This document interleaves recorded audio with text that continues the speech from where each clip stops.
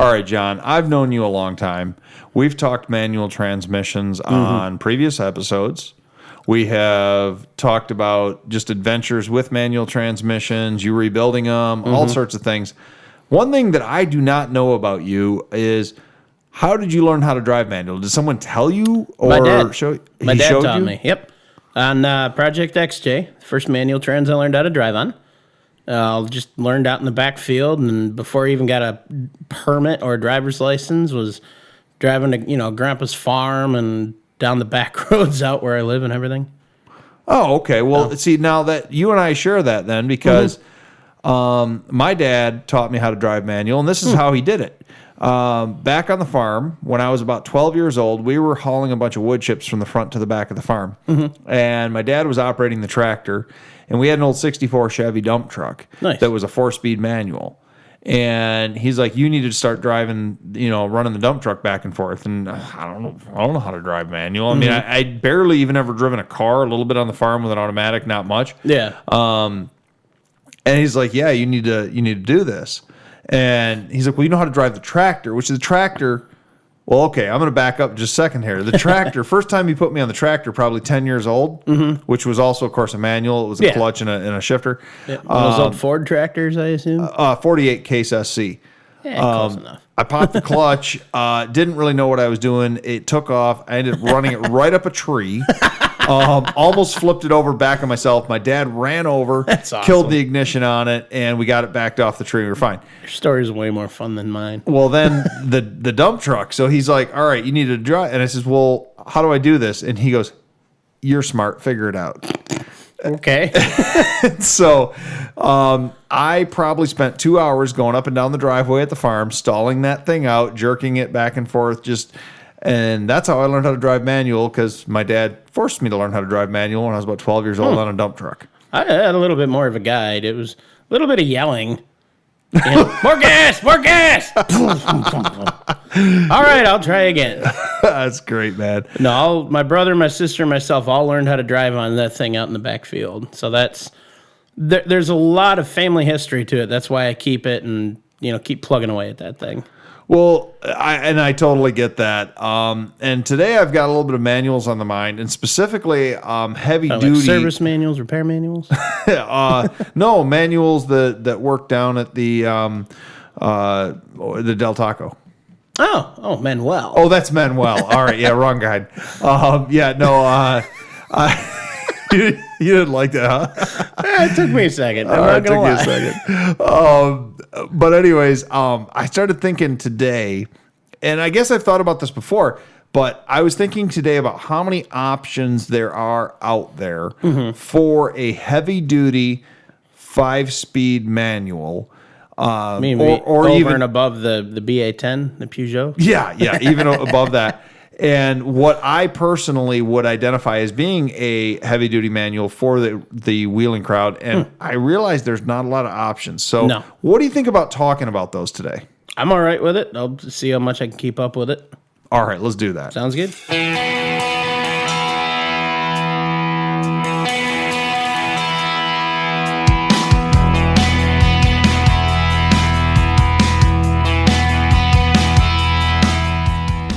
It's time to hit the trail, lock in those hubs, and throw it into low range. Because you are listening to Wheelin' with Keith and Johnny Orange, broadcasting from the Thin Line Off-Road Studio. They're here to talk about 4x4s, trucks, and everything to do with enjoying the great outdoors. Buckle up. Here's your hosts, Keith and Johnny Orange. All right, John. So I know that I gave you a little bit of homework here, and I gave you a couple of transmissions to research. In my mind, I identify a heavy-duty four-wheel drive transmission in the manual aspect. We're not talking about automatics today. We will talk about automatics on another episode. I know you're not a big fan of those. I might be gone that day. You're just going to be off. You're going to be sick. Going sick to it. So...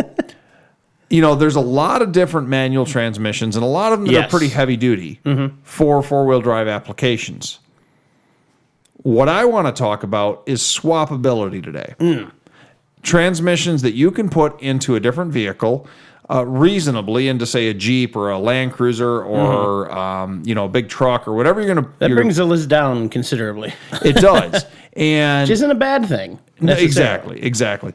My thinking behind what makes something a heavy-duty swappable transmission, manual transmission, I have a couple of criteria.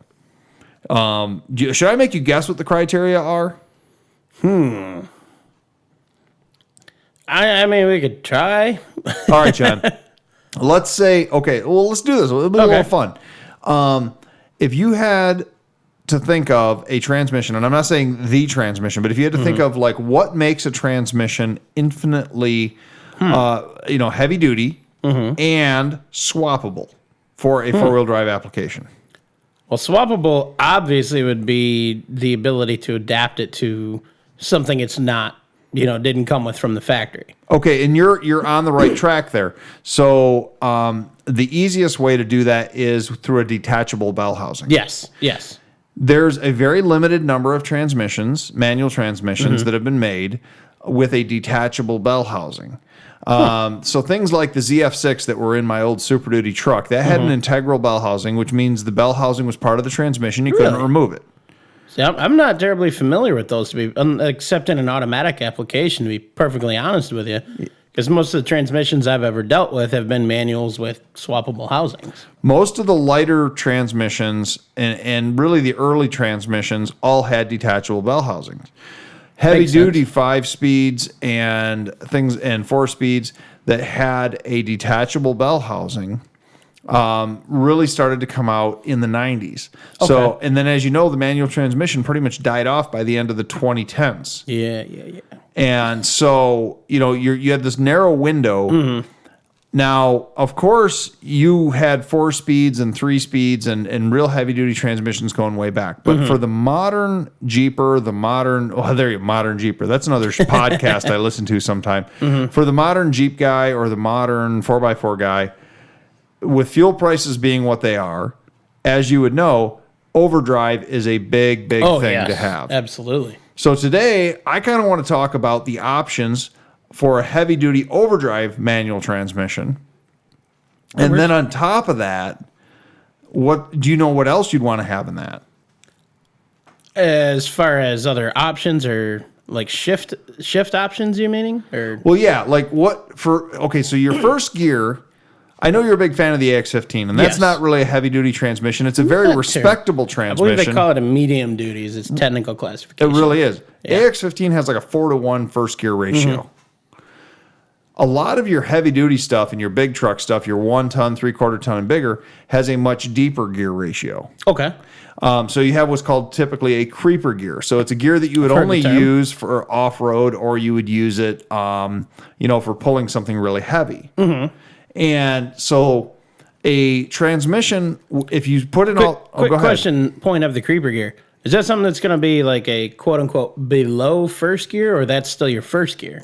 Well, see, it depends on the manufacturer. Some of them called it first gear. Some of them called it, actually, I think they all pretty much called it first gear. But then if you look at the shifter knob on those different vehicles, some of them there are a few that just had an L for low.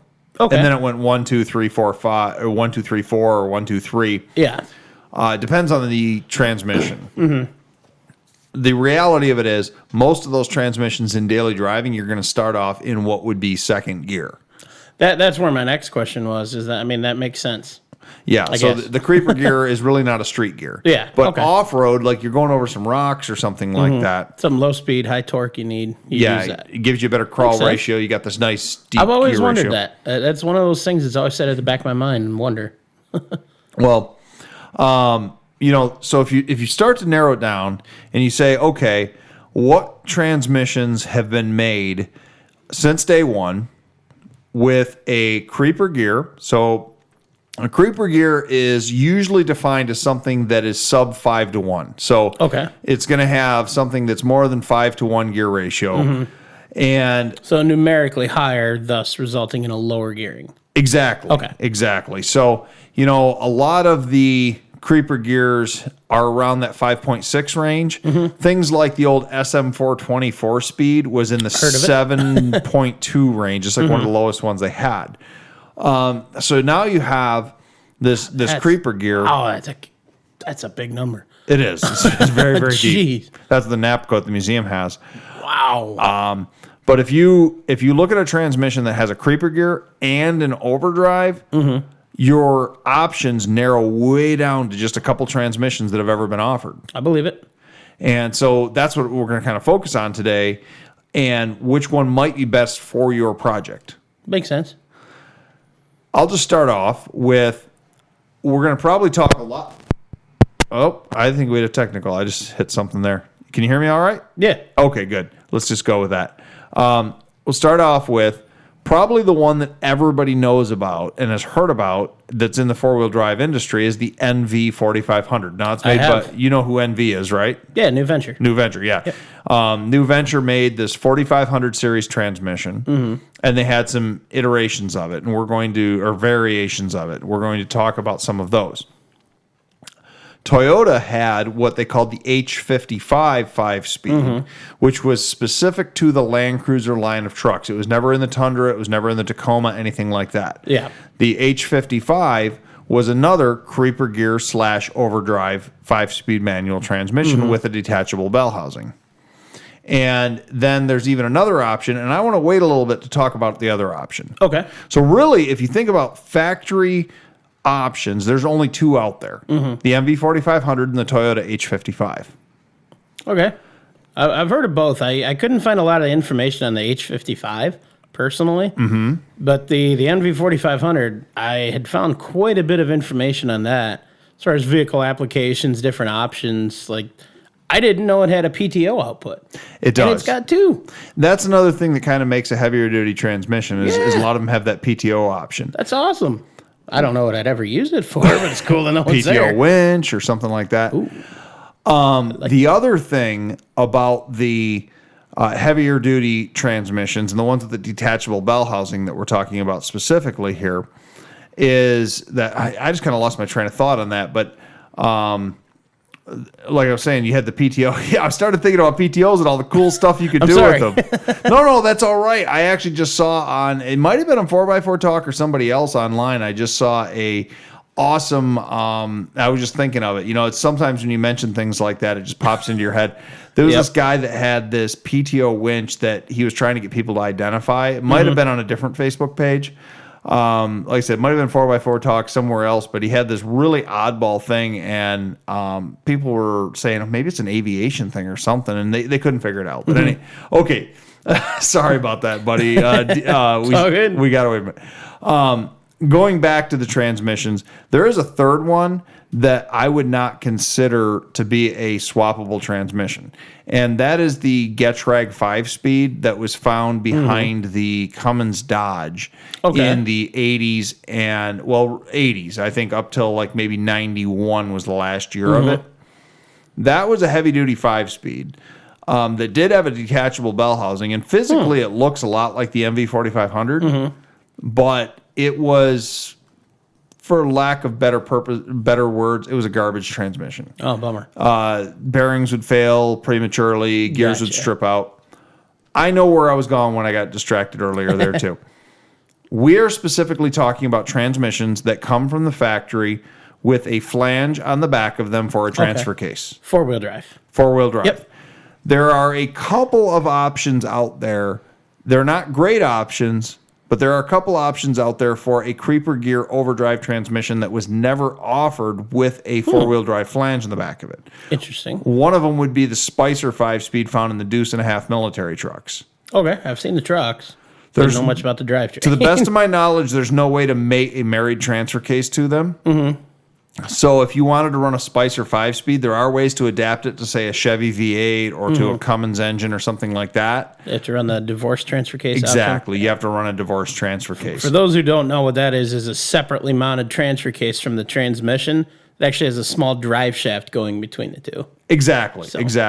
So today I want to talk about these ones that would be more like something you'd put into a Jeep. You don't have a lot of room to put a divorce transfer case in, say, a Wrangler or something like that. Although it's always amazed me that Suzuki Samurais have a divorce transfer case. They're so short. Yeah, that little tiny thing. Pretty cool. Interesting. So back to it. So really what we want to talk about here is a infinitely swappable 5-speed manual. And the reason I say 5-speed is there are no detachable bell housing 6-speeds that there are easy to put parts together to make this work. So you're only looking at 5 speeds. And there are a few overdrive 4-speeds that GM made in the early 80s, but they didn't have a creeper gear, and they're not very heavy duty. So they're not a great option for trying to put something in, say, a Jeep or a Scout or something like that. Yeah. So we're going to talk today a little bit about the H55, a little bit about the NV4500, and there's one other option that we need to talk about that wasn't a factory option, but it's a great option. We've got a guy, as you know, that is boots on the ground out at Overland Expo. He's one of our sponsors, Chad from Quick Draw Brand. He knows a lot about these various transmission options and what you can do with them. Awesome. I want to get him on the horn because let's try to call him here in a minute and see if we can get him to tell us a little bit about something, and he can join the conversation because, as you know, he's really knowledgeable. He's probably more so than me. Yeah, I got a couple questions for him kind of cooked up. We'll see if I can maybe remember him. Perfect. Let's take a quick break, and when we come back, hopefully we have Chad on the line. Sounds good. See you in a bit. Hey, it sounds like it's time to swap out that old engine for something better, John. Yeah, man, but I have so much into my trans and transfer case setup already. I don't want to change those too. Sounds like you need to call Quick Draw Brand Adapters. They specialize in conversion bell housings for nearly all diesel and gasoline engines, including the new 2.8R Cummins. You know, I like weird engines though. I want something different. Then you definitely need to visit QuickDrawBrand.com today. They have those hard-to-find parts. They also have used diesel engines available. You can call them at 513-446-9654. Cool, I'll do that. See what they have. Thanks.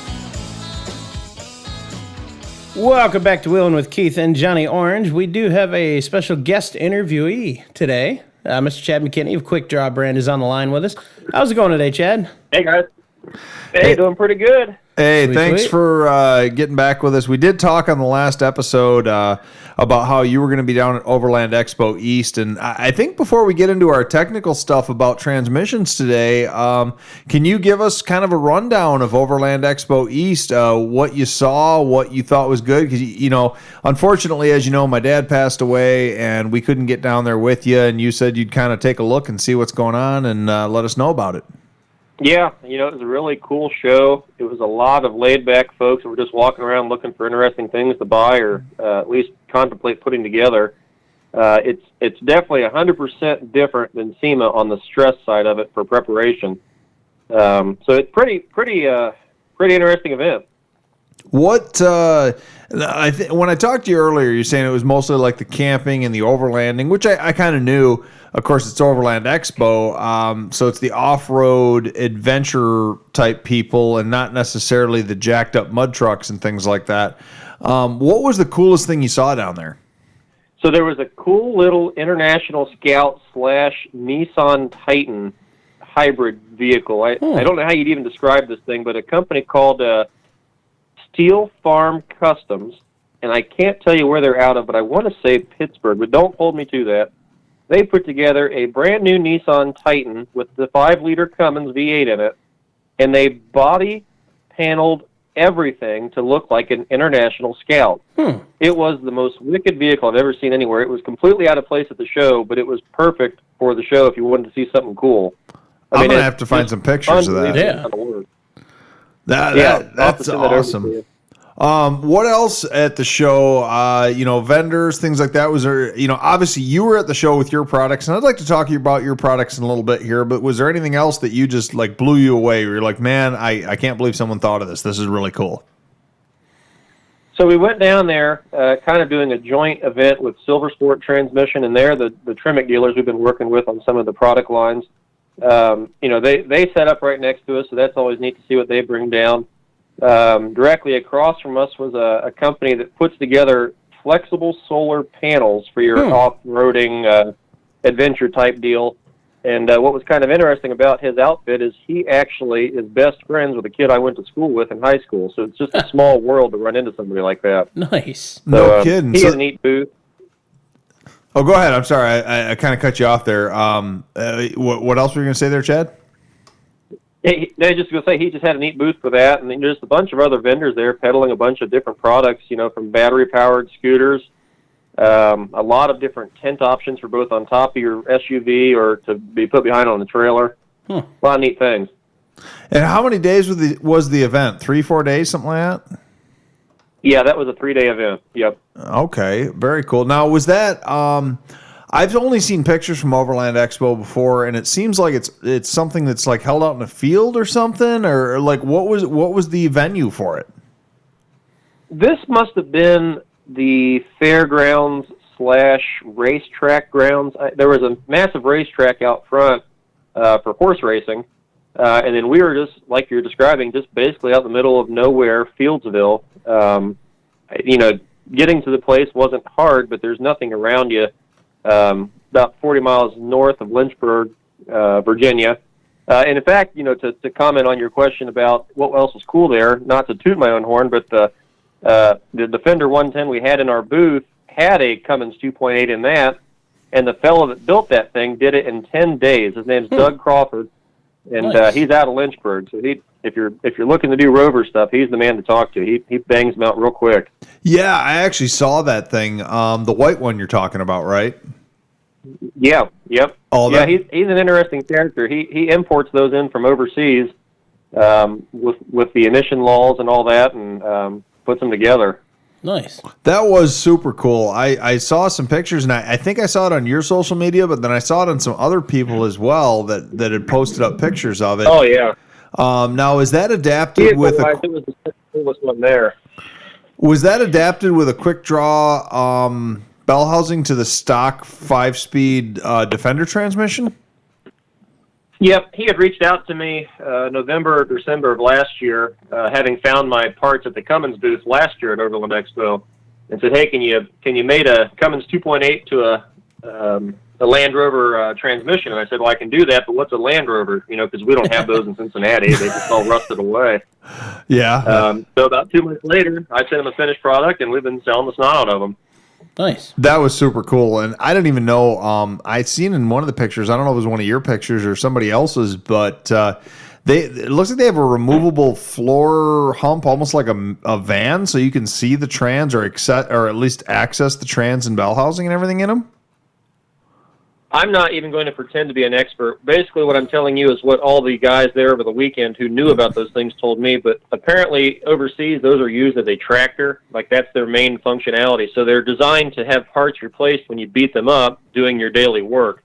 So all the pieces apparently come apart with rivets or bolts, and you can just put new panels on as necessary. That's super cool. That's super cool. Well, what is there anything else? This is kind of our 4x4 talk news section that we do. Is there anything else about Overland Expo that you want to touch on? Anything cool you saw, or anything shout outs you want to do to anybody that was really cool to you out there, or anything like that, Chad? Besides Doug and going and seeing the Steel Farm Scout, I didn't get a lot of time to go walk around. We pretty much had folks cycling through the booth the whole time, just interested in either seeing that old Detroit we had hanging on the back or that Rover for sure, that 110 Defender was a huge draw. Well, I know that goes because, as you know, I went out with you to SEMA last October, so about a year ago now, and that was a blast. But, I mean, we were just, you and I there next to each other in the booth. It was just constant people in and out, so we didn't even get to see all of SEMA. So I can just imagine, and this is like, I don't want to really compare it to SEMA because it's a different class of event altogether, but I can see how it'd be tough to break away to go see other things. Yeah, I didn't get a lot of time to get away from it, but there were a lot of things just within view that you could tell people were really interested in. A fellow behind us was from Ohio. I should have gotten the names just so I could give him a call out because he's a real cool guy, Rover guy. He's been to the Overland show numerous times, and he was selling these really neat pocket knives that he was producing. So there's just a lot of interesting things there. That's really cool. I want to get out there next year maybe. Well, then I guess back to our 5-speed overdrive manual transmission options. I was talking to John before we got you on the horn, and I was explaining to him that I view a swappable transmission for other options, say putting into a Jeep or a Scout or Land Rover or whatever, as being a transmission that has not only a detachable bell housing, but it also has the ability to bolt a transfer case to the back of it. And we're talking specifically today about heavy-duty transmissions, ones that have a creeper, first gear, and overdrive, which, unless you can tell me that I'm missing something here, I only know of 2 factory options out there, and that is the NV4500 and the Toyota H55 5-speed. So other bells that I produce that are what I would consider one worth using for an install, you've got the AX15 from the Jeep crowd. John's over there like going, yes. Yeah, and in its counterpart, you've got the R151 for the Toyota side of it. Found in like Tacomas, or what would that be, like a 4Runner? I guess maybe they ran those. Yeah, those are really more like medium duty transmissions because they don't have a creeper gear in them. Essentially the same thing as the AX15, just slightly different. Yeah, those are more of like a medium duty transmission. Yeah. So like this episode, we were talking specifically about the stuff that's like more like a cast iron case. And I had already mentioned to John, and maybe you can extrapolate on this a little bit more. The only other transmission that I could think of from a factory application that has a detachable bell housing that mates to a transfer case is the Getrag 5-speed that was found in the late 80s Dodge trucks. And from my experiences, those are pretty much garbage transmissions and not really worthy of trying to adapt to anything. Yeah, there's not a lot out there that has a removable bell that you haven't mentioned already. Yeah, so just touching on those, the Toyota H55, I guess starting with that, simply because there's not a lot of different options. Really, the only transfer case that you can easily mount to the back of that is the factory application Toyota transfer case, which both the outputs are mounted to the passenger side of the transfer case. So if you were going to swap an H55 into anything besides a Toyota, really the only great application for that would maybe be an old Willys Jeep or a Dodge Power Wagon, something with offset rear axle and offset front axle. And then you can put a 203 Chevy transfer case behind it with some commonly available adapters, but or at least the range box if you're going to do a doubler. But I wouldn't really call the H55 a big swappable transmission. Really, the golden boy out there is the MV4500. Yeah, I mean, you really can't argue with that. It's kind of a proven transmission. What's it been out, almost 20-plus years? Well, yeah, the MV4500 came out in 1991, or 1992, so it'd be 1992 model year.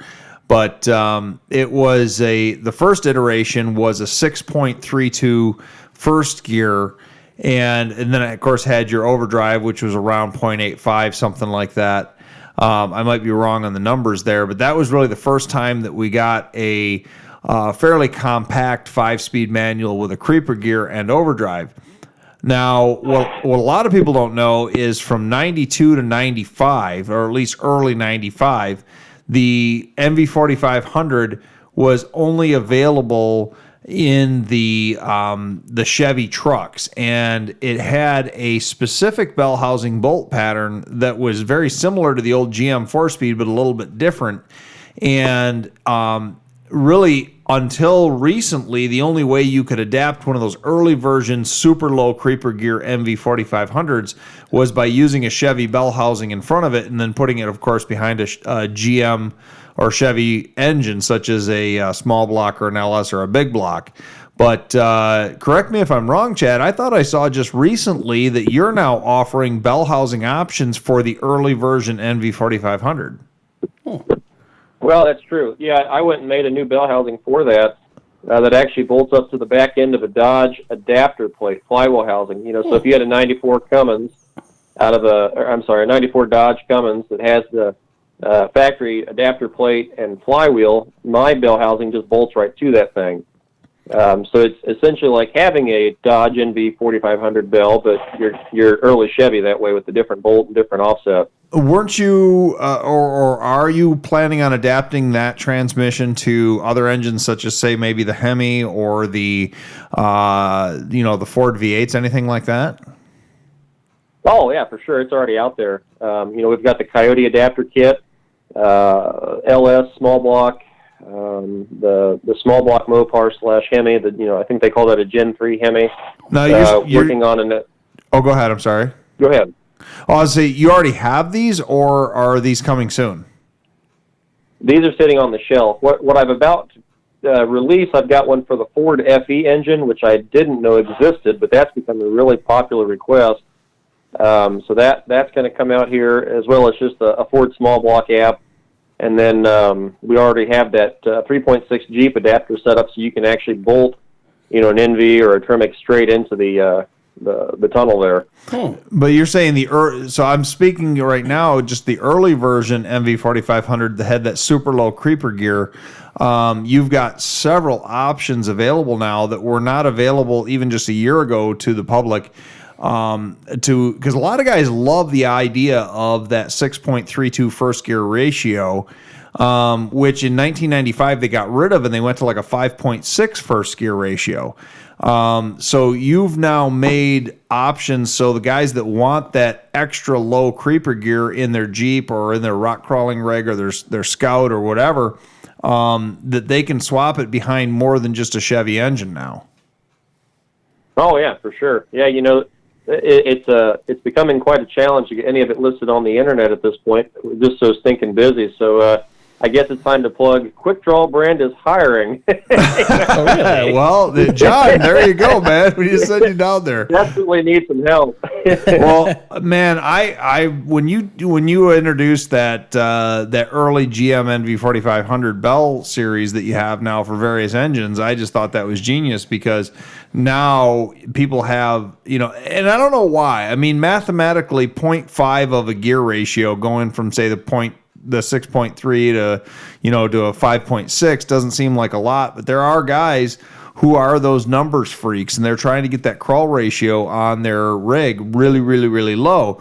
So, and also early GM NV 4500s typically, from what I've seen, I don't know what you're seeing down in Ohio, Chad, but the early ones, because they were only usable behind a GM engine originally, you can pick those up for $400, $500, $600 used all day long, where when you went to the 95 and newer version, that you could easily interchange between a Cummins or a GM or a Dodge engine, those kind of demand a premium. They're up in that $900 to $1,000 range used. Is that what you're seeing down there? Or? It's definitely dependent on location, because down here you can pick up a two-wheel drive early GM style for around $200 to $300, but the four-wheel drives, they still demand around $1,200. John's eyes just got so big. Yeah, at that price, that beats out the AX-15s that I can do. Yep. Yeah, it doesn't make a lot of sense, because prior to putting these adapters out there, I don't know what the guys were even needing those for, but that's pretty much the going rate when you get on the old internet looking for something. Well, even just doing that, there's a number of guys I'm on a couple of Facebook pages like the Killer COEs and One Tons and a few other groups where people are building 50s hot rod full-size trucks, and they're doing things like Cummins 12 valves and 4BTs and things like that.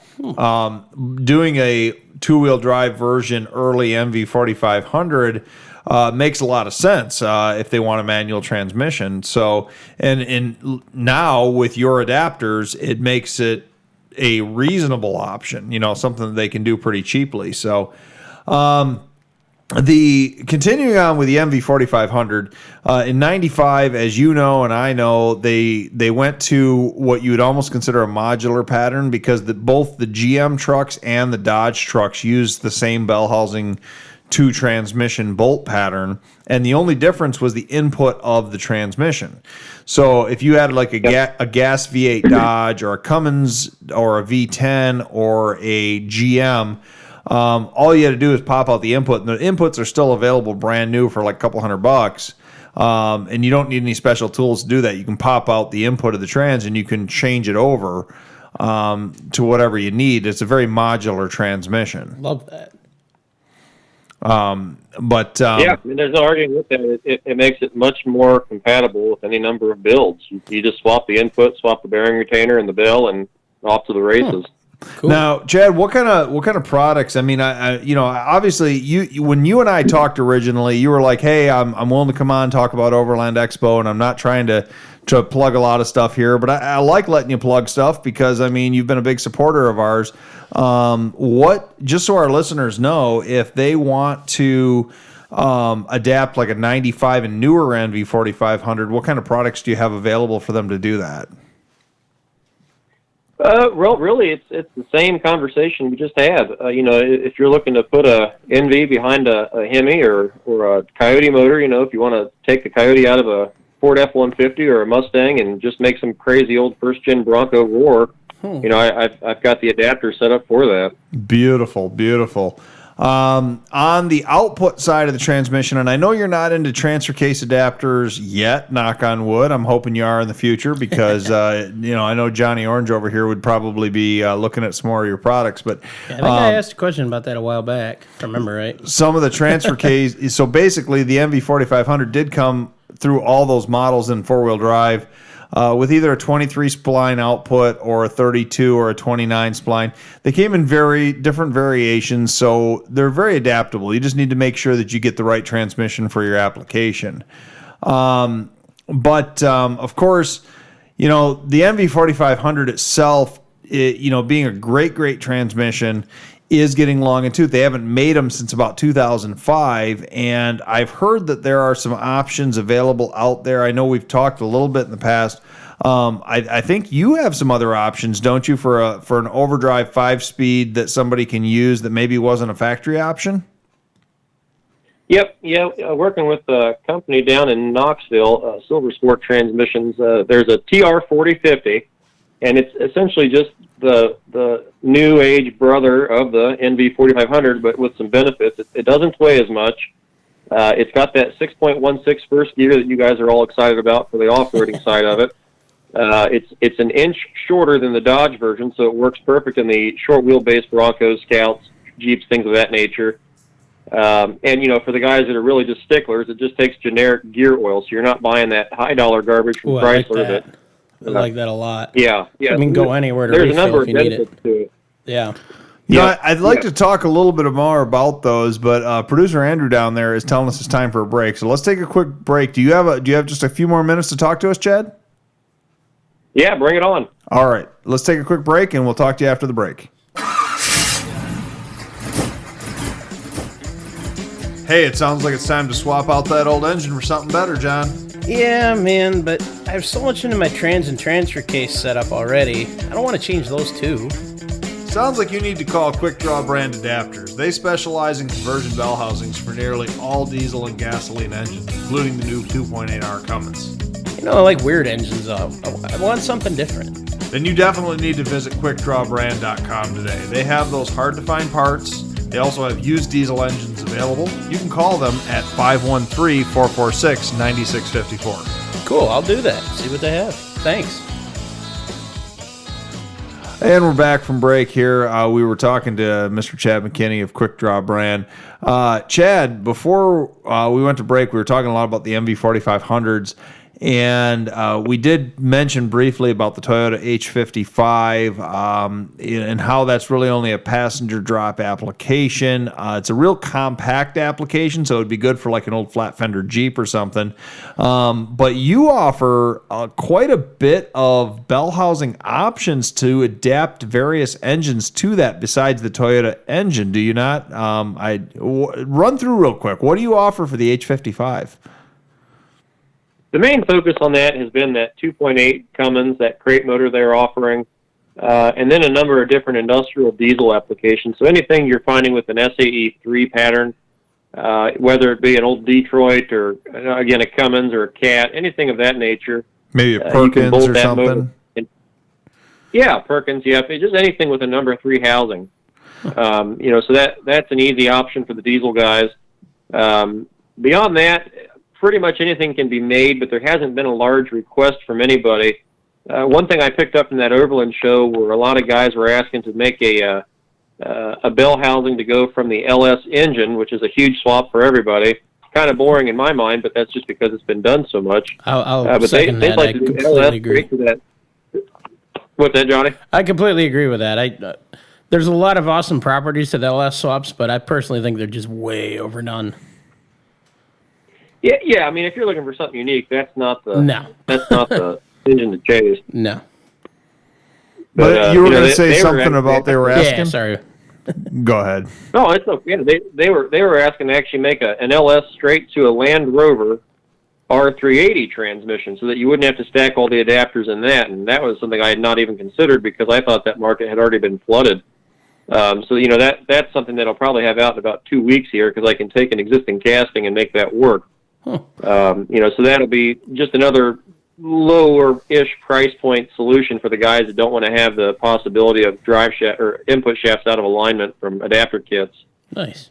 Well, that's actually pretty big news because, as you and I and John know, the Land Rover overseas got a lot of great diesel options and things like that. Mm-hmm. But in the U.S., the Land Rover got a bunch of anemic, really lemon and garbage gasoline engines. So if somebody's got a cool old Land Rover and they want to swap in, something reliable like it, and they're not really worried about being unique. So they just want to put like a 5.3 or a 6-liter LS engine in.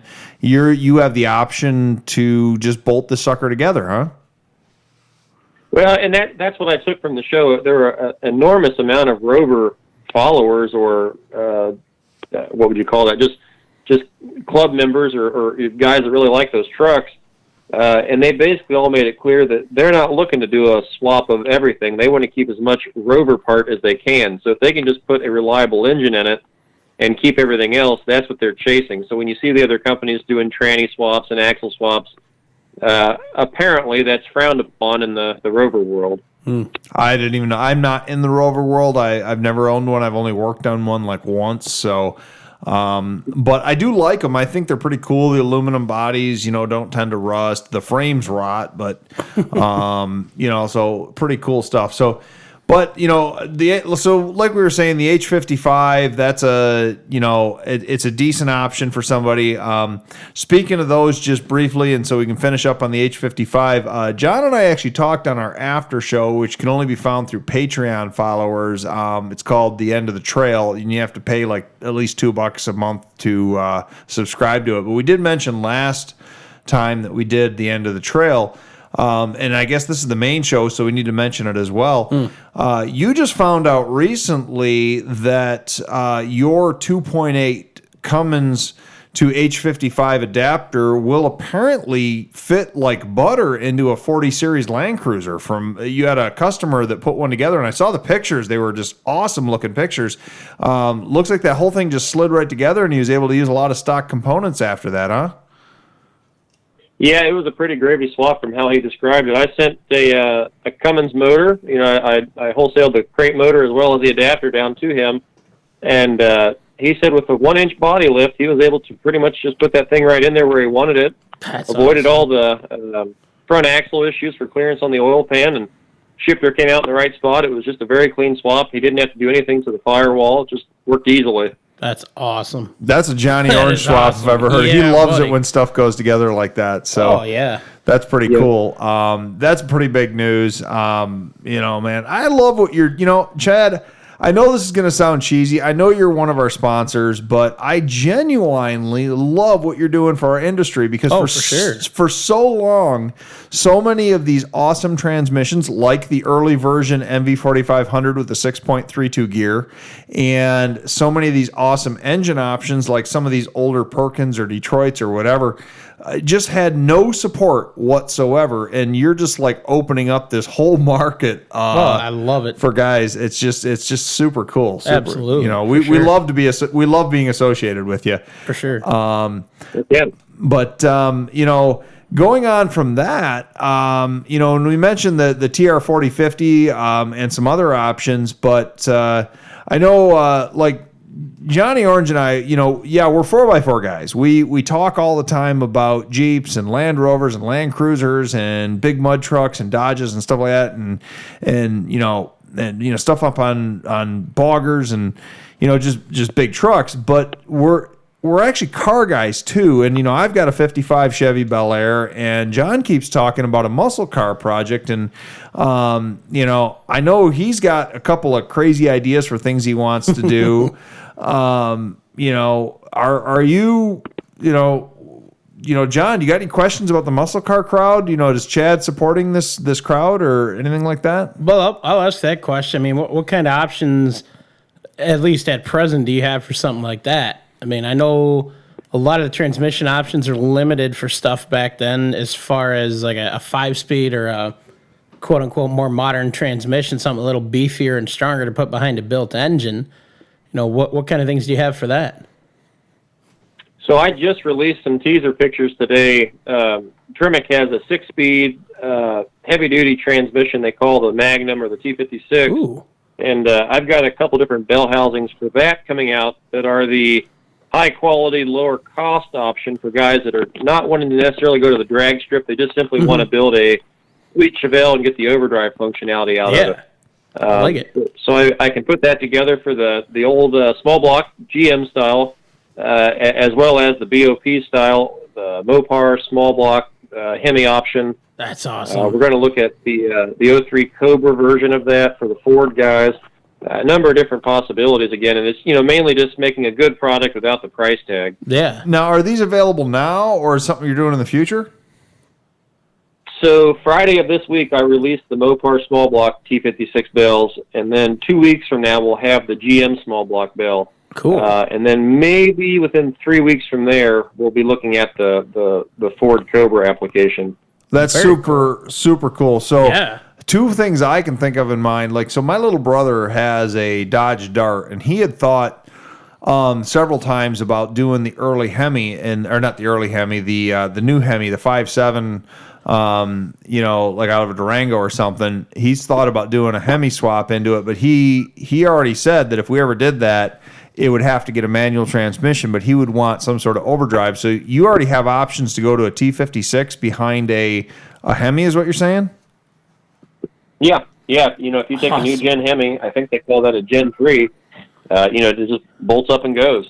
Oh, man, super cool. And then another thing I'm thinking about, I've got a buddy I've actually known him for like 25 years. He has a kick-ass 70s, early 70s Oldsmobile Cutlass with a 455 big block, and I know that's got the BOP pattern. He's got a 3-speed automatic behind it, and a couple of times he's mentioned to me that he would love to put a manual behind it, but right now the only options out there would be to adapt it to, say, a 4-speed, which is not overdrive, and he doesn't want to pay $6 a gallon or whatever, or not $6 a gallon, 6 miles per gallon. He doesn't want to pay for that. He told me that the only way he'd ever go manual in that thing is if he could ever go to a 5-speed or a 6-speed. Were you saying that you're going to do the BOP pattern? Like there's a way for him to put a T56 behind his 455 Oldsmobile? Oh, yeah, done deal. Yeah, just hop on the website in 2 weeks, hit buy it now, and I send it out to you. Love it. Dude, man, love it. Why, Chad? Okay, let me just, can I ask you a really legitimate, almost personal question right now? Lay it on me, Big Daddy. Why now? Why you? I don't want you to talk crap about your competitors or anything here, but why was this not an option from other? Crap. It's not a matter of any kind of issue with the competition. I'm just looking at it in the thought that I don't like spending money on things, and if I can make a better product for less money, that's all I'm really chasing. Well, but there's differences in the product line.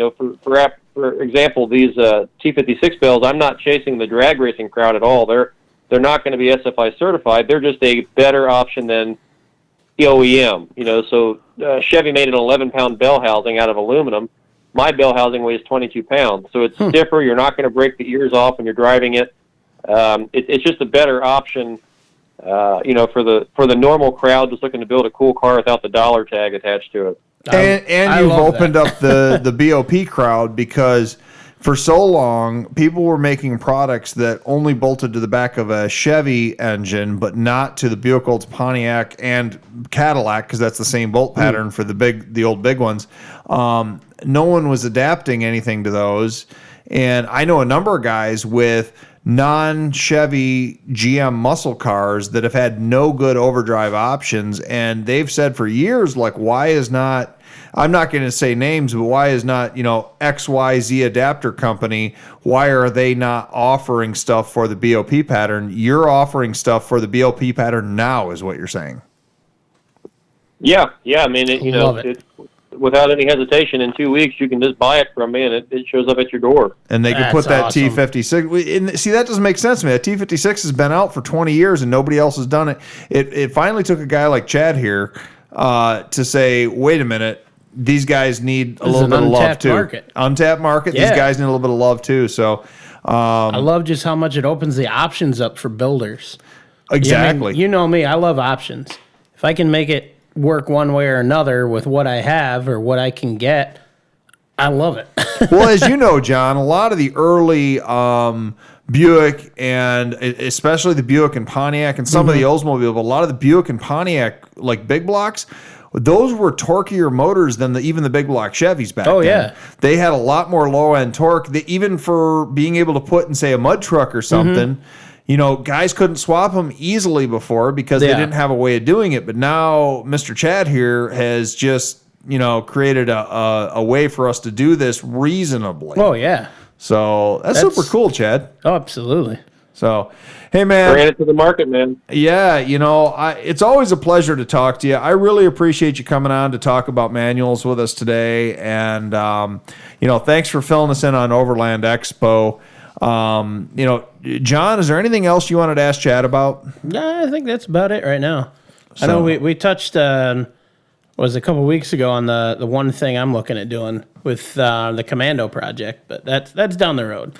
Yeah, I'm sure by the time you are ready, Chad is going to have something available for you, and I'm looking forward to seeing it. So, oh, me too. But every time we talk to you, Chad, it's a surprise. I don't know how you have the energy. How many hours a day do you sleep? Like maybe 1, 2?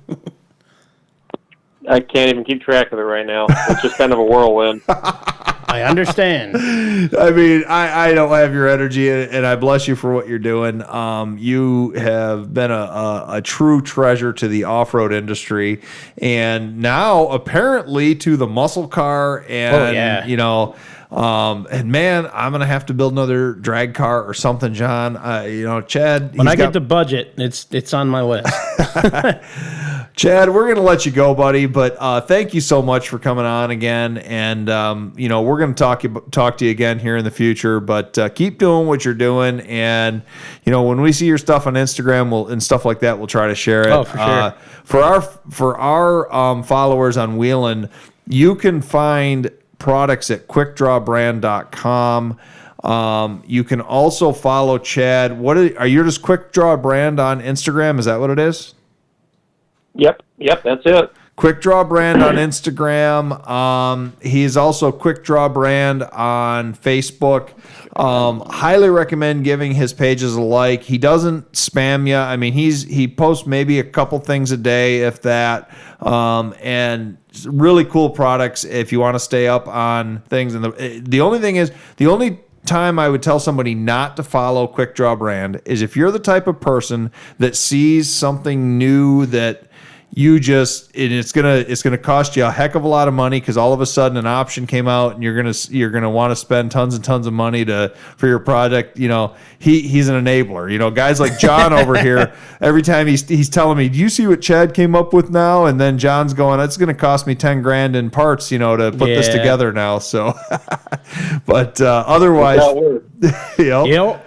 So Chad, thank you for what you do. Thank you, sir. We will talk to you again soon. Yeah.